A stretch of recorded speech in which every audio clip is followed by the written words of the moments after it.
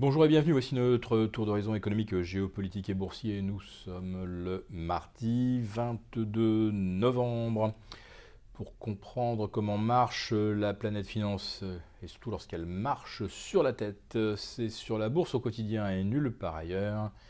Et l'épisode du jour s'intitulera Réécrivons vite les manuels d'économie.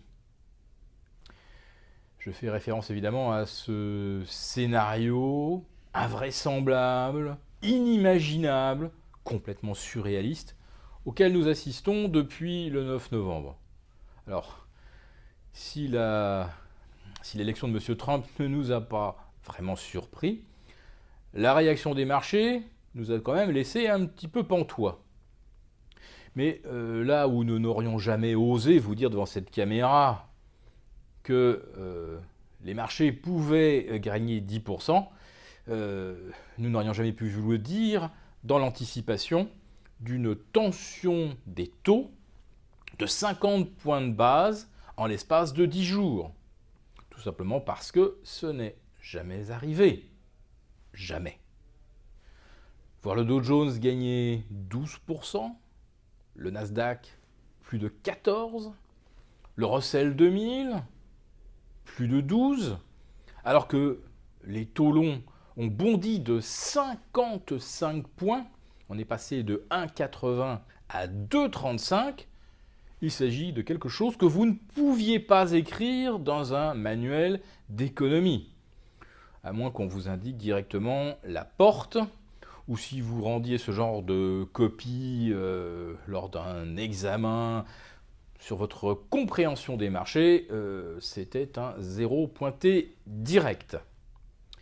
Car l'autre fait historique, sans précédent, ce sont les 4 indices majeurs de Wall Street battant leur record le même jour, à quelques minutes, voire quelques heures d'intervalle.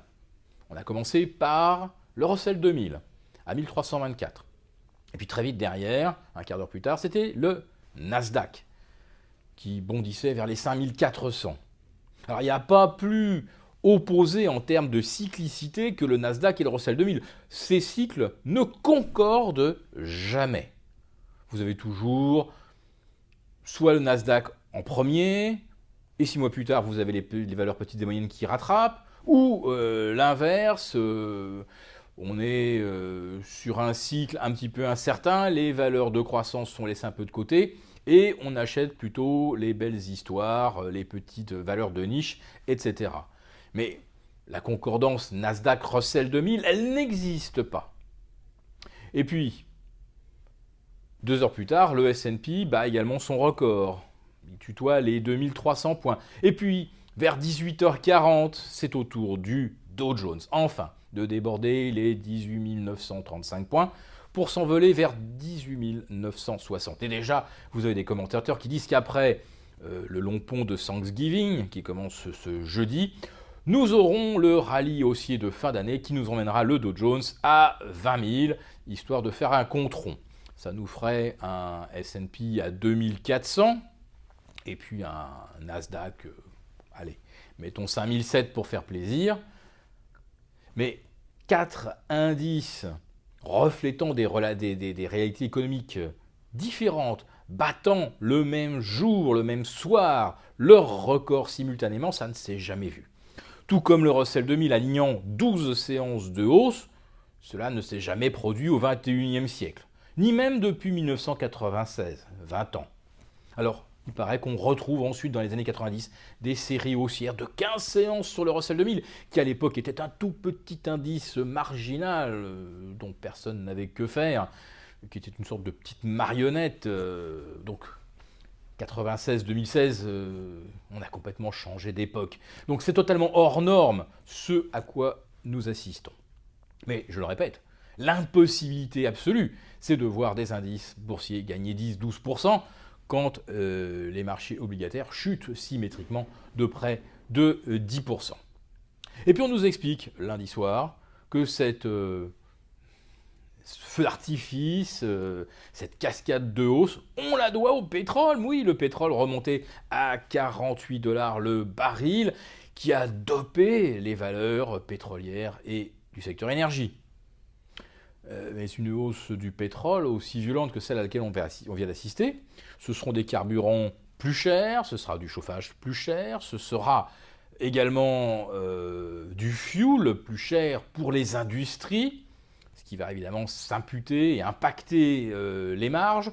Ça augmente également le coût des billets d'avion, etc. La hausse du pétrole, c'est du pouvoir d'achat en moins. Alors est-ce qu'on va nous expliquer qu'hier on a payé le fait que les épargnants et consommateurs allaient se déchaîner d'ici la fin de l'année avec un coût du plein qui augmenterait de 15-20% d'ici la fin de l'année. Et que dire du marché automobile déjà saturé? La hausse des carburants, c'est ce qui peut presque arriver de pire, alors qu'on n'arrive plus à écouler les gros 4x4 extrêmement gourmands en carburant. Le dernier point, et qui nous paraît là aussi essentiel, mais il faut tout réécrire, eh bien, c'est que vous avez la hausse du dollar face à toutes les devises qui va évidemment impacter la profitabilité des entreprises américaines. Et vous avez en plus de ça Donald Trump qui annonce que le traité transpacifique va être suspendu. Alors finalement, allons jusqu'au bout de la logique. La prochaine étape de hausse sur les marchés, c'est peut-être tout simplement la baisse des bénéfices. C'est ça qui propulsera les actions encore plus haut. Parce que sur le S&P, eh bien, elle n'affiche que 25 de PER, contre une moyenne historique de 14. Alors ce matin, j'entendais quand même un commentateur émettre un avis un petit peu intelligent. Ah, on se croirait revenu en décembre 1999. Oui, exactement, nous sommes revenus en décembre 1999, lorsqu'il y a eu cette espèce de délire de la nouvelle économie, d'actions pouvant progresser sans limite, éternellement. Eh bien oui, nous sommes là, en plein dans une sorte de nouvelle économie où les actions montent quand les taux montent, où les actions montent quand le dollar monte, où les actions montent quand les PER s'envolent. Tout fonctionne complètement à l'envers.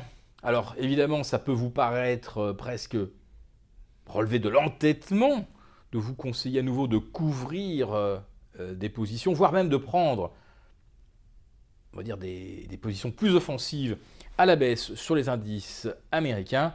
Mais là, franchement, on vient de rassembler tous les éléments chimiques pour générer une explosion des indices, une désintégration comme on n'en a probablement pas vu depuis l'été 2000.